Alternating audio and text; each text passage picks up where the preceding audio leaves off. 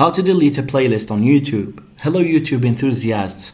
Need to clean up your playlist collection and remove some old or unwanted playlists.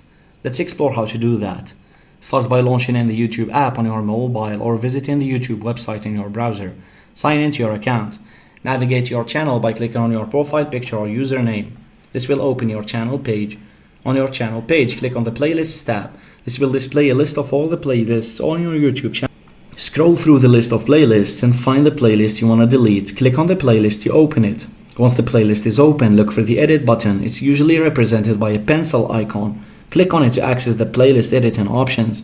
In the playlist editing menu, look for the option to delete the playlist. It's usually located at the bottom of the menu, so click on it to delete the playlist from your YouTube channel. YouTube will prompt you to confirm your decision to delete the playlist.